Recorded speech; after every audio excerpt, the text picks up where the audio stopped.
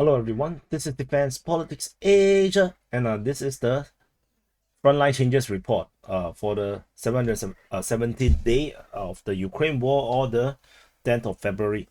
So it's the information from the past 24 hours. There's a lot of frontline changes and very major ones. All of them are major. So let's start off with the first one, which I think you most interested is Avdiivka. Russian forces continue their breakthrough in the northern part of Avdiivka. As you can see, this doing here. So we moved into the north of Avdiivka. The Russian forces continue to break through. As I mentioned previously, they are less than a kilometer from killing off the supply line within Avdiivka itself. The Russian forces have made progress further into the suburb region, and they actually continue to push south along the railway line, and they are heading towards the city center, where the Avdiivka railway station is. They are moving towards the direction. They did not move in this direction that I thought they would, because to immediately cut off the supply line. Instead, they are expanding their zone of control, and because it is good reasoning, because the Ukrainian forces can reinforce much more easier in this direction. So which is why they are moving south against the barrier that is blocking them from moving. They're moving south along the area with less resistance, and so as a result, the front line is merely 200 to 300 kilometers, 300 meters away from the Industrial Prospect Road, the main road that is going along the western edge of the city. So we can almost say that the operational encirclement is about to be fulfilled, almost, because if you zoom in a bit more, it's not it's possible. I mean, if they get into the high buildings, they can have the direct fire control over the road. So anyway, it is very, very near, and this is confirmed control territory. This is based on the Ukrainian mapping.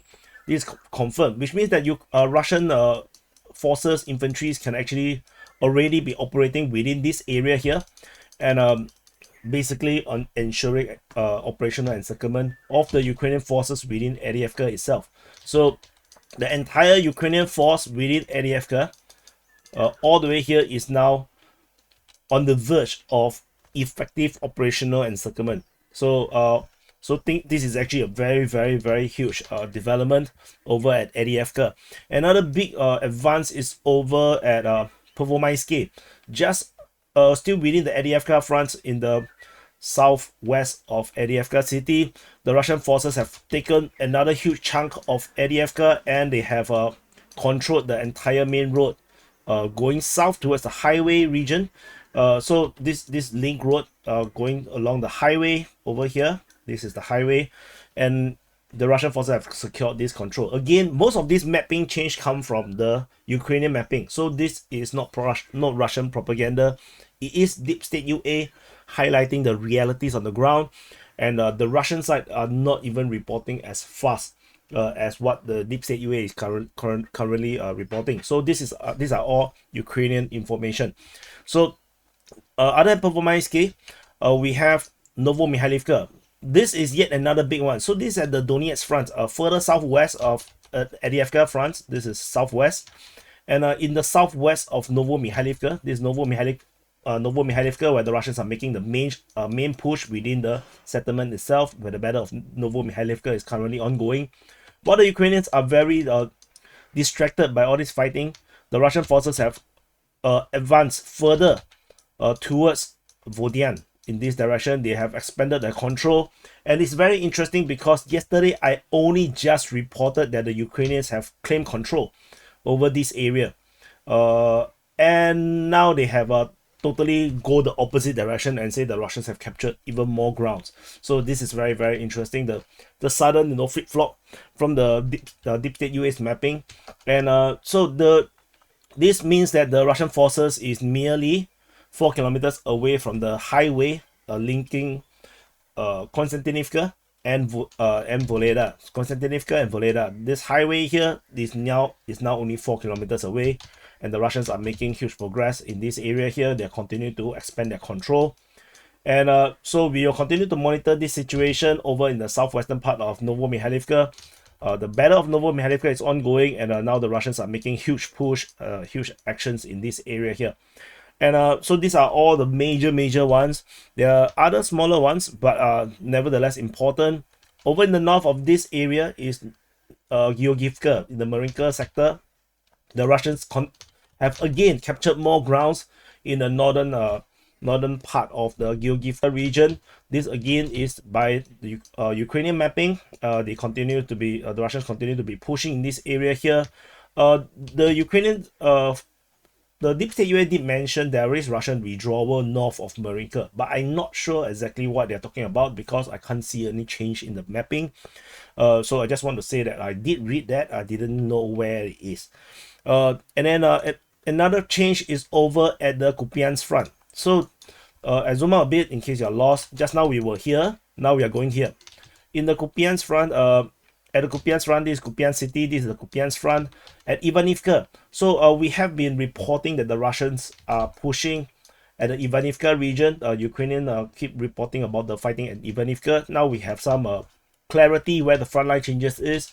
The Russian forces, so this is Ivanivka, the Russian forces attacking from Olyanske attack in the northern part of Ivanivka. They have captured this forest, small little forest region here, and captured the rest of this forest lines or cluster of trees in this area here. And this continue to mean that they continue to push forward, and the Ukrainian next line of defense is going to be along the region around the north of Ivanivka. So this is another area that the Ukrainians are losing ground, and it is very worrisome. It could be a reason why Syrskyi is now promoted, because they really need a change in terms of methodology and strategy in dealing with the Russian onslaught. Maybe Zaluzhny has lost the trust Zelensky has in him because of all these failures. And Syrskyi, the Ukrainian commander, is definitely not going to change things suddenly. It's going to take some time. And while this change and transition is happening, the Russians will likely continue to hold ground or control ground. And we go into the Bakhmut front. So this is Bakhmut city over here, and in the north of Donetsk. In the Klishchiivka region, the Russian forces have captured on the eastern part of Klishchiivka the entire tree line around here, and they also captured the northern part of this lake. So the Russian forces have taken control in this area here, and so this is a situation in the eastern part of Klishchiivka. And other frontline changes is now over in Novovodyane, over at the Svetove front, Svetove front, or the very northern part of Crimea front. This is actually not attack or offense or frontline change per se. It's more like a clarification, and due to the geolocation of Bradley getting hit by a T-90, the Bradley is geolocated on the western part of Novovodyane along this tree region, this forest region, and this invalidated the entire huge chunk of this big arrow is actually not exactly Russian front line. I basically was drawing an arrow that is attacking Grigevka, but this area here is a capture because this is previously reported as a Russian controlled area. The Russians have captured it some time ago, but this time now it seems like the Ukrainians have taken it some time ago, which is totally not reported. So there's a frontline change in this area here. And so this Novovodyane, another area that had frontline change is further south of this area in the Crimea front at Terny. So there is a small change. Again, this is another geolocation of Terny. This is Terny. FPV drone hit a Swedish tank, a Swedish made tank, not Swedish tank, Swedish made tank in this area here. So this confirmed that the Ukrainian forces have managed to successfully counterattack and captured back some of the grounds that the Russians have taken towards Terny. So the last frontline change is over at Bilohorivka in the Luhansk region. So at the Luhansk region, at the Bilohorivka, at the Luhansk region, at the Sivas front. So the Russian forces have been geolocated an armored attack in the eastern part of Bilohorivka, and this attack here basically confirmed the presence of the Russian forces and thus changed the front line a little bit. Russian forces is also geolocated within this industrial area, confirming their presence over there. And so this is the entirety of the frontline changes over the past 24 hours. It is a lot of changes. So look out for the SITREP later in the day, which I will cover more into details about the situation along the rest of the front line, as well as probably the conclusions, where I will talk a bit more about my opinion of what is to come. So see you guys in the next update.